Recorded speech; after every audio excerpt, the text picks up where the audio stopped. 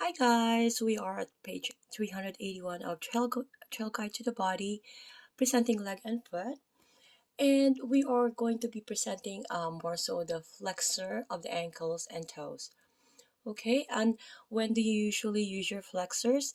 When you're walking on your tiptoes, when you're hiking on a rocky trail, when specific stabilizing movements of the foot and ankle, very defined, small.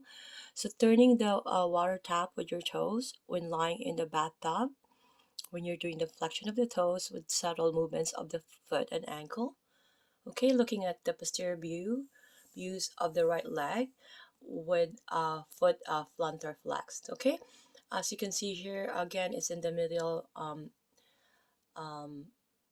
view. You can see more the tibia, and this is the lateral positioning. I mean, view, fibula, and this is the tibialis um, posterior, which is highlighted. Okay, and we have the flexor retinaculum and the calcaneus. Okay, here is a medial view of the right leg and foot. We can see here this angle, the tibialis posterior, flexor digitorum longus. We have the flexor hallucis longus as well, and the tibialis posterior. Okay, and you can see here the flexor retinaculum, whereas the flexor digitorum longus is highlighted. Okay, and I have did a video with regard to connective tissue and fascia. We have here the interosseous membrane. My apologies. And the flexor hallucis longus being highlighted, and of course the flexor retinaculum. Okay, so flexors of the ankles and toe is more so the tibialis posterior, flexor digitorum longus, and flexor hallucis longus. Okay, so very deep to the gastrocnemius and soleus.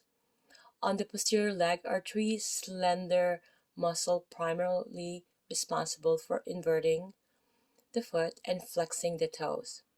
Okay, all three muscles are virtually inaccessible except at the small region on the medial side of the leg. The small gap between the tibial shaft and the edge of the calcaneal tendon is where the most distal fibers and tendons of the flexors can be palpated directly. So the tendons of these three muscles curve around the medial malleolus and pass deep to the flexor retinaculum. So the tibial artery and tibial nerve are situated between the tendons at the medial ankle. Okay, I will be seeing you guys on page 382.